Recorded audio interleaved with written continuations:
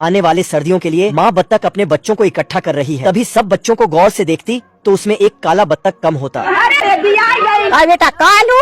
बत्तख कालू को उठाकर सभी बच्चों के साथ रखती और सभी को लेकर दक्षिण की तरफ उड़ जाती। तभी कुछ दिनों बाद पत्ते झड़ने लगते हैं और थर्मामीटर का टेम्परेचर गिरा हुआ देखकर कौवे की फट जाती और अपना सामान समेटकर दक्षिण की तरफ निकल पड़ता।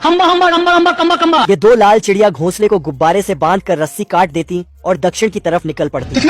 मौसम का ये हाल देखकर माँ कबूतर भी अपने बच्चों के साथ दक्षिण की तरफ उड़ने लगती। सभी पंछियों के साथ ये चिड़िया भी दक्षिण की तरफ पिंजरा लेकर उड़ने लगती। ये अमीर चिड़िया कोयल के ऊपर सारा सामान लाद कर दक्षिण की तरफ निकल पड़ती। ये देखो मेरी हालत कमजोर हो गई। इस चिरकुट आमिर ने तो बड़े पंछी को ही टैक्सी बना डाला, तो इस चिरकुट गरीब को देखो झुके रहना पड़ेगा मेरे आगे।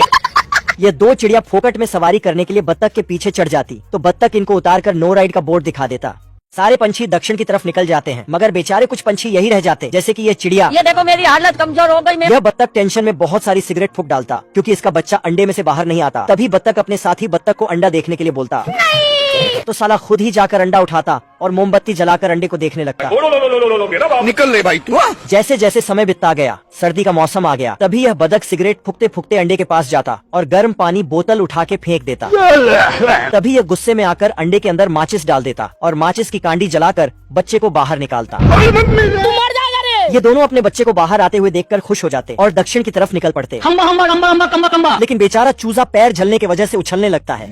बर्फीले तूफान के आने से पहले उन्हें गर्म सीमा तक पहुंचना था। सौभाग्य से उनके प्रयास सफल रहे।